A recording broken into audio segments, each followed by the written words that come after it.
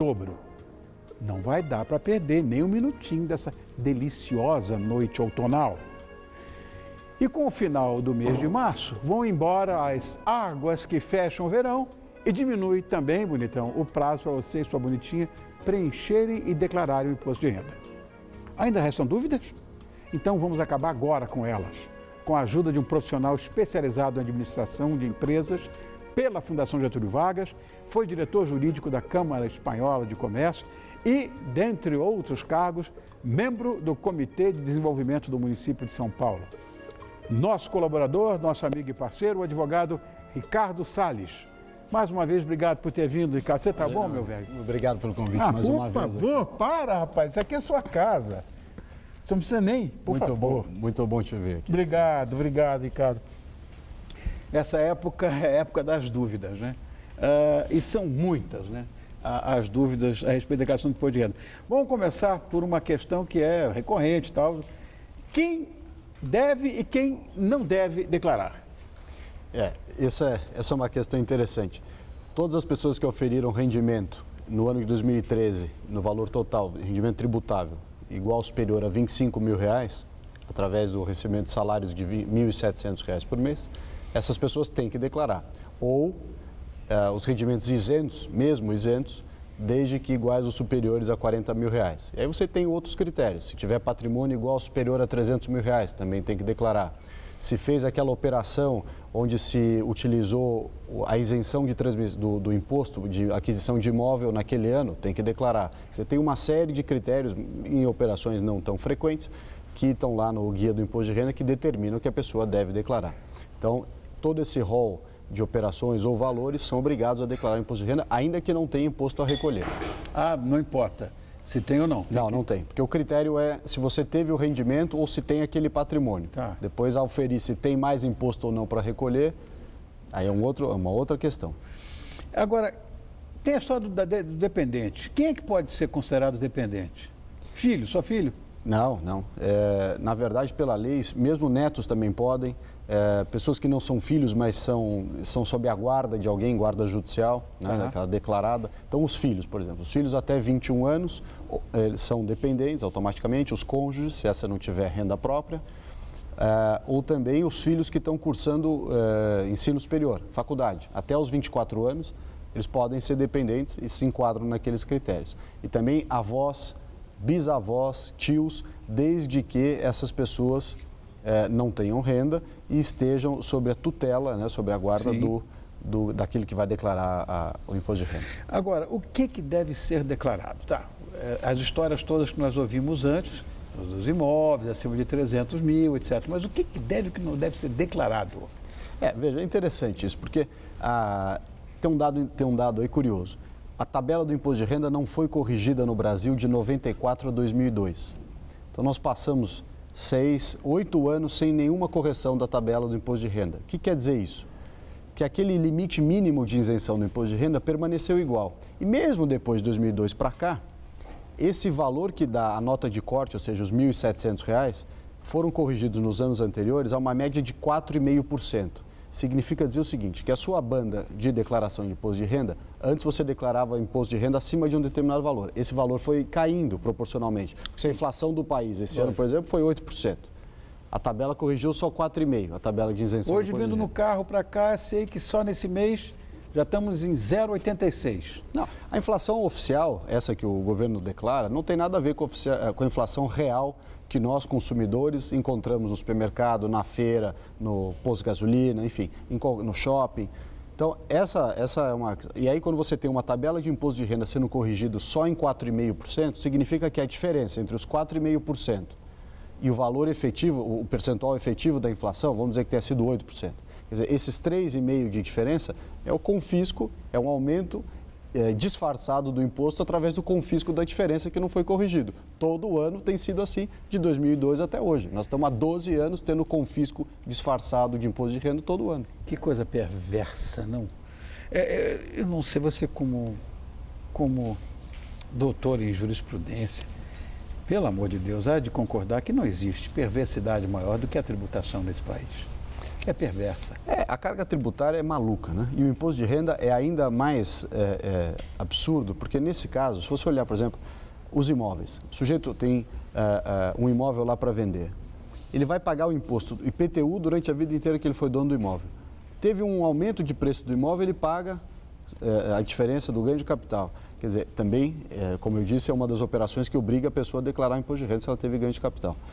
Então, quer dizer, você tem uma série de operações sobre o imóvel que são todas tributadas. Aí a venda é tributada. Se o imóvel perde valor, porque o mercado imobiliário agora está caindo, ninguém volta para o sujeito e diz, nós vamos te restituir um pouquinho de imposto aqui. É só para cima, né? Experimente dever para o governo. Você está rachado em banda. Experimente receber o que o governo te deve. Não recebe. É simples assim, né? Eu fico muito, acho que é uma justiça muito grande. E olha, na verdade o confisco, ele é mais abrangente, Ricardo, porque se você deixa quase 5 meses do seu salário em tributos, e você não tem saúde, e você não tem educação, e você não tem segurança, e você não tem coisa nenhuma, você está sendo confiscado. E o seu dinheiro que é recolhido, não é barato o imposto no Brasil, como você colocou bem. A carga tributária é altíssima, muito mal gerida, e agora a gente assiste episódios de dinheiro público, ou seja, dinheiro do imposto de cada um que trabalhou, sendo desperdiçado em operações de compra de refinaria nos Estados Unidos, que custava 40 milhões de dólares e foi comprado pela Petrobras por $1 bilhão. Quer dizer, é um gap de diferença de valor. Isso é dinheiro que sai da onde? Quem é que sustenta esse desperdício? Nós todos que pagamos imposto no Brasil. Ai, socorro. Bom, outra coisa.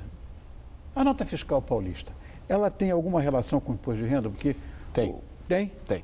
Pelo seguinte, embora ela não seja tributada, ou seja, o que a pessoa recebe em créditos de volta na nota fiscal paulista, ela pode, no site, inclusive, da Secretaria da Fazenda do Governo do Estado, ela tem lá, através do seu CPF, etc., um campo restrito, onde ela consegue lá o demonstrativo de quanto ela teve de restituição de imposto pela nota fiscal paulista. Ela vai lá e informa, não para efeitos de tributação, mas para compatibilizar o eventual aumento patrimonial com fonte de renda, para você não ter um aumento patrimonial sem renda correspondente.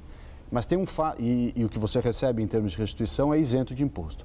Não é isento de imposto aquele prêmio que o governo dá a 3 pessoas a cada período, que são sorteados com a nota fiscal paulista. Não sei se você se recorda, a nota fiscal paulista sorteia prêmios em valores diferentes, enfim. Tá. Esse prêmio paga imposto retido na fonte de 20%.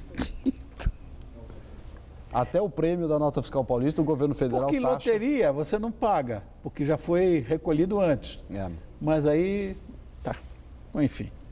Na hora de fazer a declaração de um determinado bem, que você disse que imóveis acima de 300 mil, né? Patrimônio acima de 300 mil tem que ser relatado. Né?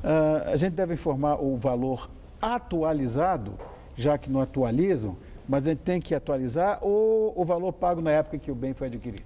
Não, a regra principal é a seguinte, fica o bem original da aquisição, salvo, em geral, em 2 hipóteses.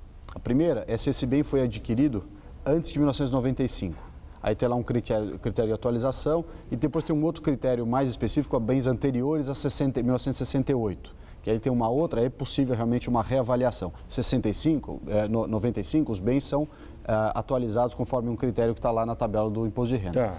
Agora, o que é possível? Além da indicação do valor da aquisição original do bem posterior a 95, se houve alguma reforma efetuada no imóvel ao longo do período, o valor gasto na reforma também pode ser agregado, desde que ele tenha, obviamente, agregado valor ao imóvel, também pode ser agregado na declaração. Mas cuidado, porque durante os 5 anos subsequentes a essa declaração que aumentou o valor do imóvel em função de reformas, a Receita pode pedir as notas fiscais que comprovam a realização da reforma naquele montante. Então, se o imóvel valia 300 mil e gastou 50 de reforma, portanto, ele vai lá e declara uma alteração do valor de imóvel de 350. Esses 50, a Receita vai falar assim, eu quero ver se você gastou 50 mesmo. Porque, obviamente, ela não quer que você aumente o valor do seu imóvel, porque se houver uma venda lá na frente, o ganho de capital resultante da venda do imóvel, que é a diferença da aquisição em razão da venda, essa diferença é tributada em 15%. A não ser que ele venda e compra uma casa para morar. Aí tem aquela regra dos 180 dias, quer dizer, se nos 6 meses subsequentes a pessoa comprar um outro imóvel para fins residenciais, ela também não paga o ganho de capital, ela está dispensada. Mas atenção, aquilo que nós falávamos há pouco. Ainda que a pessoa não pague, ela tem que declarar que se utilizou do benefício. Claro, está entendido. Como é que as pessoas podem calcular o que vai ser restituído? É uma piada, né? Porque... você vê que eu até peguei um pouco de ar e tudo. Não, é realmente uma piada, porque a restituição, ela é... Primeiro que ela não é atualizada como deveria. Segundo que ela demora. E terceiro que cada vez mais a Receita, enfim, o governo federal encontra subterfúgios, encontra pseudo-motivos para reter a restituição e jogar esses critérios de restituição para baixo. Mas o que acontece? O cálculo da restituição é feito na declaração de imposto de renda naquele campo em que você escolhe entre a declaração completa, onde se deduz todo aquele monte de despesas que estão lá arriscadas, quase nenhuma, né? Hoje em dia não pode deduzir quase nada mais, ou a declaração simplificada, que faz um cálculo presumido do imposto de renda a ser calculado e, portanto, a diferença a ser restituído. Essa declaração completa, que antigamente as pessoas faziam, juntavam um recibo de escola de filho, enfim, uma série de comprovantes. Hoje em dia a Receita está apertando. Então o que acontece? O sujeito junta documento e não consegue a restituição porque a Receita pede para ver, encontra uma série de detalhes ali para justificar uma não restituição. Então, se a pessoa tiver uma restituição pequena para fazer, isso é um detalhe importante. Se a restituição não for significativa, é melhor não fazer dedução nenhuma, vai para a simplificada, porque aí você corre muito menos risco de ter problema na Receita por causa de uma restituição pequenininha, uma diferença pequena. Então, esse juízo de valor sobre se a restituição vale a pena ou não, a ponto de você escolher a simplificada ou a completa, esse juízo de valor é importante. Eu nunca vi isso na minha vida, eu só pago, nunca tive restituição. Só paguei até hoje. Restituição fictícia. Enfim, não, só paguei mesmo, nunca dá para restituir nada. É porque você não pode deduzir quase nada, quer dizer, você paga 3 vezes, paga o imposto, paga o serviço e depois não tem a restituição, quer dizer, da escola, do transporte, de tudo isso. Olha, eu vou dizer uma coisa, Ricardo, ninguém gosta de pagar imposto, mas... Senão chamava voluntário, né, em vez de imposto. É verdade, ninguém gosta de pagar imposto. Mas existe uma contrapartida, uma justificativa. Se eu tenho amigos dinamarqueses que a gente não gosta, mas pelo menos a gente tem isso em serviço, a gente tem isso em segurança, tem em saúde, tem em educação. Minimiza essa história, né? Você já paga sabendo que vai ter retorno, mas não tendo nada é difícil. E essa história que o pessoal fala, malha fina, malha fina, malha fina. Quais as dicas que você dá para as pessoas não entrarem, ou evitarem, pelo menos, cair na malha fina? Essa é uma coisa interessante, porque se a gente for analisar, o governo federal, né, é muito eficiente na hora de cobrar os impostos e totalmente incompetente na hora de te devolver recursos, como você colocava aqui há pouco. Então, o que acontece? Você tem uma tecnologia de ponta para cobrar, fiscalizar, cruzar dados. Então, ele pega ali na declaração de imposto de renda e checa se aquela fonte de pagamento que você declarou, de fato, se o que você está dizendo que recebeu, bate com quem está dizendo que pagou. Se a despesa que você teve, vamos dizer, no médico, por exemplo, bate com a receita que o médico disse, com o valor que ele disse que emitiu o recibo para você. Ou seja, está tudo cruzado. Na hora de fiscalizar, o governo brasileiro é super moderno e eficiente. Está tudo cruzado. Então, na hora que ele cruza, ele vê se tem inconsistências na sua declaração. Se o valor que você está colocando lá bate com o que ele colocou, se o número do CPF ou do CNPJ bate com o que está lá. Ele, enfim, tem uma série de critérios. E se você não está fazendo deduções em proporções maiores do que a lei te permite. Então, qual é a maneira mais fácil de você evitar? Não é impossível, é claro, não é totalmente possível de evitar, mas dá para diminuir o risco de cair na malha fina. É analisar cada um dos itens, dos campos que a declaração te coloca, e há lá no rol de ferramentas da declaração de imposto de renda, para você fazer a checagem da sua declaração ao final, para ver se tem alguma pendência ou inconsistência. E aí é ali que você pega se você está realmente errando na declaração. Porque se você errar na declaração num item que é cruzado com uma outra fonte, pagadora ou vendedora, etc., esse mera inconsistência no cruzamento já gera malha fina. O que é? Eles retêm a declaração e dizem assim, você não tem restituição, seu CPF vai ser bloqueado até você vir aqui regularizar o que a gente acha que está errado. Muitas vezes não está errado. mas eles fazem você ir até lá, juntar os recibos, juntar a nota fiscal, etc. Enfim, é o sistema de trabalho da Receita. Socorro. Ricardo, muito obrigado mais uma vez.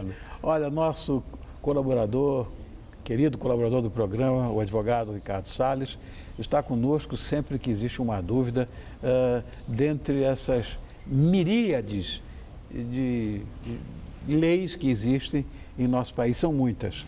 A gente devia cumprir um pouco mais.